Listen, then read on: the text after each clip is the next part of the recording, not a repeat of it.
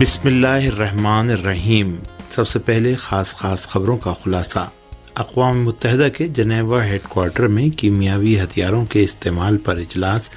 سردرد کیمیائی حملے کے سبھی ذمہ داروں کو سزا دی جائے، ایرانی مندوب کا مطالبہ۔ غزہ پر غاصب صہیونی حکومت کی فضائی جارحیت اور ناجائز صہیونی کالونیوں پر فلسطینیوں کے راکٹ حملے۔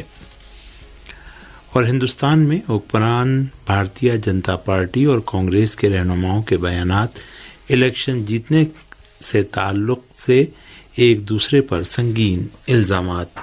اور اب خبریں تفصیل کے ساتھ۔ اسلامی جمہوریہ ایران نے سردشت شہر پر کیمیائی حملوں میں ملوث عناصر اور اس میں معاونت کرنے والے ملکوں کے خلاف قانونی چارہ جوئی کا مطالبہ کیا ہے۔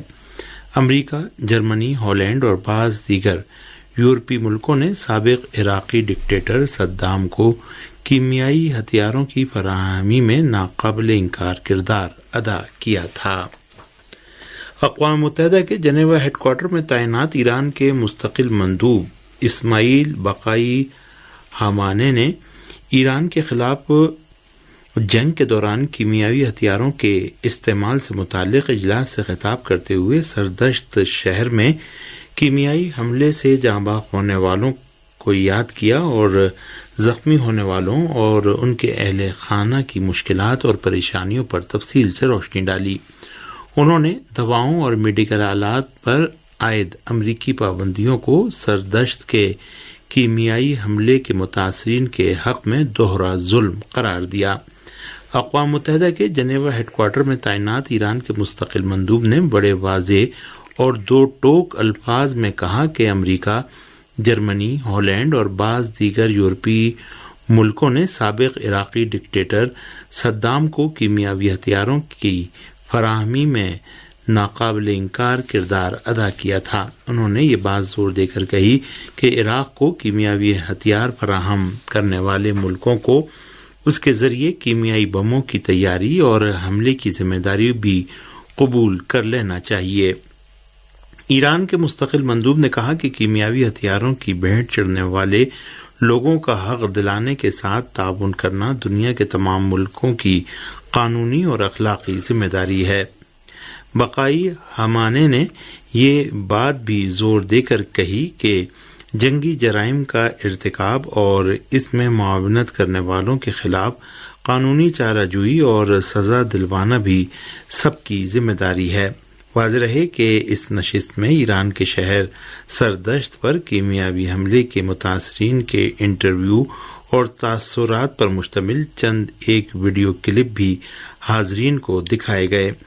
ان انٹرویو سے کیمیاوی حملوں کے متاثرین کے دکھ درد نیز امریکی پابندیوں کی وجہ سے لازمی دواؤں اور میڈیکل آلات کے حصول میں پیش آنے والی دشواریوں کی نشاندہی ہوتی ہے۔ غاصب صہیونی حکومت کے جنگی طیاروں نے سنیچر کی صبح غزہ کے مختلف علاقوں پر بمباری کی ہے۔ اسی کے ساتھ خبری ذرائع نے غزہ سے مقبوضہ فلسطین کی جانب چند راکٹ فائر کیے جانے کی خبر دی ہے۔ شہاب نیوز سائٹ نے رپورٹ دی ہے کہ صہیونی حکومت کے جنگی طیاروں نے غزہ میں استقامتی محاذ کے ایک مرکز پر بمباری کی ہے۔ فلسطینی ذرائع نے بتایا ہے کہ صہیونی حکومت کے فضائی حملے میں شہدائے نصیرات نامی مرکز پر فضا سے زمین پر مار کرنے والے 8 میزائل گرائے گئے۔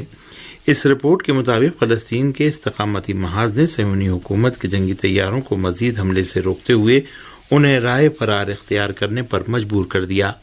اسلامی مزاحمتی تحریک حماس کے ترجمان فوزی برہوم نے غزہ پر صہیونی حکومت کے سنیچر کے فضائی حملے کے بارے میں کہا ہے کہ یہ حملہ امریکی صدر جو بائیڈن کے مقبوضہ فلسطین کے دورے کے فوراً بعد انجام پایا ہے، جس سے پتہ چلتا ہے کہ یہ فضائی جارحیت واشنگٹن کی بھرپور حمایت سے انجام دی گئی۔ دوسری جانب خبر رساں ذرائع نے غزہ سے غیر قانونی صہیونی کالونیوں پر چند راکٹ فائر کیے جانے کی خبر دی ہے۔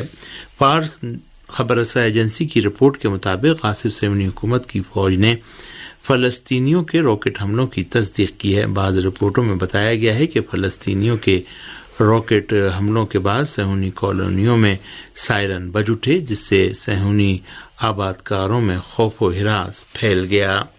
یمن کی نیشنل سلویشن حکومت کے وزیر دفاع نے کہا ہے کہ اگر سعودی اتحاد منصفانہ امن کا راستہ طے کرنا چاہتا ہے تو موقع فراہم ہے، لیکن اگر اس نے کسی مکاری اور فریب کاری کا مظاہرہ کیا اور جنگ کو جاری رکھنا چاہا تو اس کا مقابلہ کرنے کے لیے تیار ہیں۔ العہد ویب سائٹ کی رپورٹ کے مطابق یمن کی نیشنل سولوشن حکومت کے وزیر دفاع محمد ناصر العاطفی نے جارحیت کے مقابلے میں یمنی عوام کی استقامت اور جارحین کے مقابلے میں ان کی کامیابی کی طرف اشارہ کرتے ہوئے کہا کہ گزشتہ 7 برسوں کے دوران سعودی اتحاد کی فوجی و مالی برتری کے باوجود اسے یمنی عوام کے مقابلے میں کوئی کامیابی نہیں ملی ہے اور یہ ایک معجزہ جیسی کامیابی ہے۔ انہوں نے کہا کہ خداوند متعال کی مدد و نصرت سے یمنی عوام نے اہم کامیابیاں حاصل کی ہیں۔ یہ خبریں آپ ریڈیو تہران اسلامی جمہوریہ ایران سے سماعت فرما رہے ہیں۔ ہندوستان میں حکمران بھارتیہ جنتا پارٹی اور حزب اختلاف کانگریس نے ایک دوسرے پر انتخابی مہم کے تعلق سے سنگین الزامات لگائے ہیں۔ ہندوستان کی خبر رساں ایجنسی UNI کے مطابق وزیر اعظم نریندر مودی نے سنیچر کو بنڈیل کھنڈ ایکسپریس وے کا افتتاح کرنے کے بعد ایک عوامی ریلی سے خطاب میں اپوزیشن پر ریوڑی کلچر کو فروغ دینے کا الزام لگایا۔ انہوں نے کہا کہ ووٹروں کو لبھانے کے لیے عوام میں مفت سوغات کی تقسیم ملک کے لیے مہلک ہے۔ انہوں نے کہا کہ ریوڑی کلچر ملک کی ترقی کے لیے خطرناک ہے۔